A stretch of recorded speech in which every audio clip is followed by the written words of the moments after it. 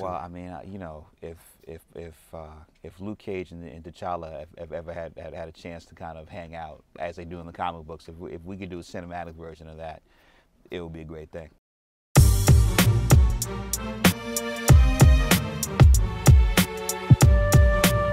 I wish, man. That was nuts, man. Cheo, you are the epitome of my dream. Oh, journalist? No pressure. Yeah, no pressure. I'm gonna start off with the hard stuff. Well, I mean, you know, the epitome of my dream. well, then, I mean, it's like, man, it's like either dream higher. I must be a huge disappointment. Nah. You went from being a journalist to seeing your vision to be able to put it on film. And I always dreamed of it. Like, I watch all these films, all this stuff. So I wondered, like, when you were in those journalist shoes, what was the toughest question you ever had to ask as a journalist?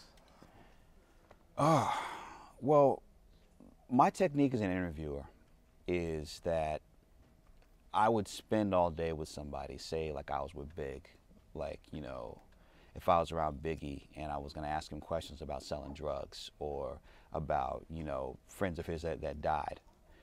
My technique was always to just talk about the music and talk about everything else, and then with the final questions, once someone's comfortable, then you go in for the kill. Because sometimes your entire interview might only be about one question, but sometimes you have to ask 35 questions in order to create the world for this one question.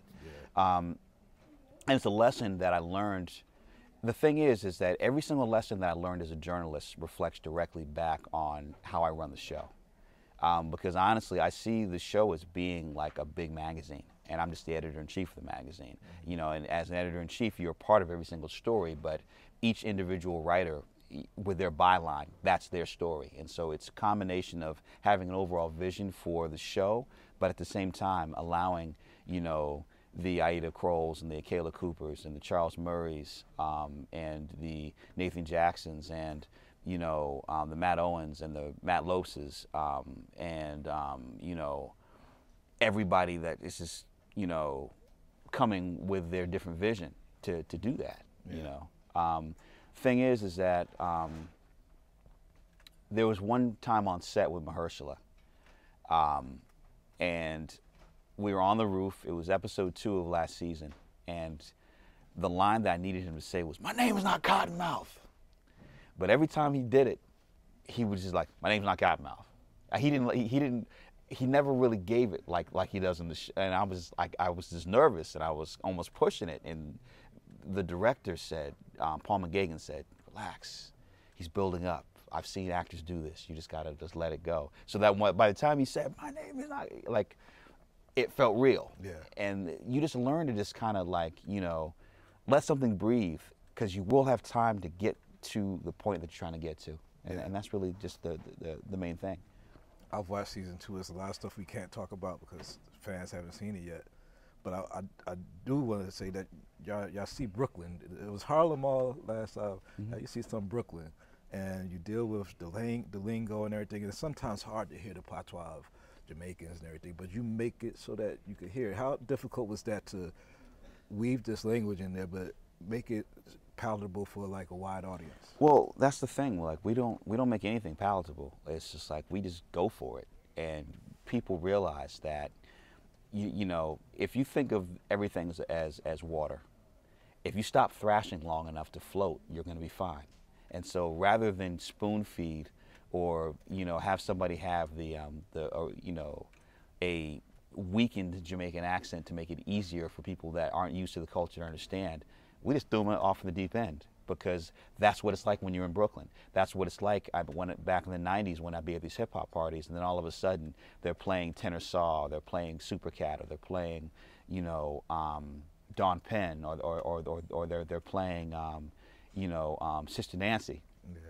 You just would hear these songs, and half the audience, because they you know, they're from Jamaica or from, you know, or from Trinidad or wherever else, they're grooving, and you don't really quite understand the lyrics, but there's some power there. And the more that you listen to it, all of a sudden you like begin to understand the culture and the language, and things slow down. I remember, like, first time I heard Shabba Ranks' Roots and Culture, I thought he was saying word 'em up. It took me a long time to realize I know my roots and culture, murderer. After a while, all of a sudden, when you make that shift and then you begin to understand what people are saying, then all of a sudden it has a much deeper meaning.